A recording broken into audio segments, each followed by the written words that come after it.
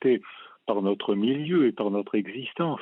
Et surtout, l'environnement passe notre temps à changer. Et surtout, nous, humains, on a fabriqué un nouvel environnement. L'urbanisme, on a déséquilibré le climat, donc tout change.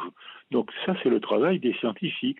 Et le travail des politiciens, c'est de prendre des décisions momentanément adaptées. Et quitte à ce qu'elle soit, j'allais dire, contredite ou totalement inversée dans les années qui viennent. Voilà, c'est ça. Ça, c'est la Il faut démarche vivre avec ça. scientifique habituelle. Et il faut vivre avec ça, c'est le principe même de l'évolution.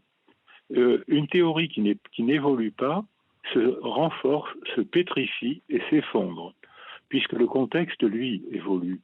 Et les scientifiques passent leur temps à s'adapter, à trouver des solutions momentanées Hmm. à un contexte qui change tout le temps. De tout temps, Boris Cyrulnik, l'homme a reconstruit Rome, Athènes, Alexandrie, Byzance, reconstruit la pierre, mais reconstruire la civilisation, reconstruire les âmes, c'est quand même plus dur.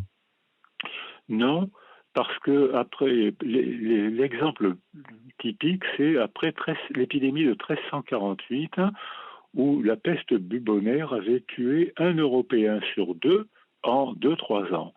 Et spontanément, on a vu disparaître le servage sans débat, parce qu'on avait tellement besoin des paysans pour ne pas mourir de faim qu'il a fallu courtiser les paysans. Hmm. À l'époque de la richesse, on les exploitait, on les vendait. 2 ans après, les serfs, les paysans devenaient des personnes. Après les guerres, on voit que pendant que les hommes font la guerre, les femmes font tout marcher.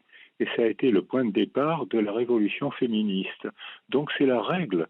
Quand il y a une catastrophe, un nouvel ordre apparaît, c'est souvent une renaissance.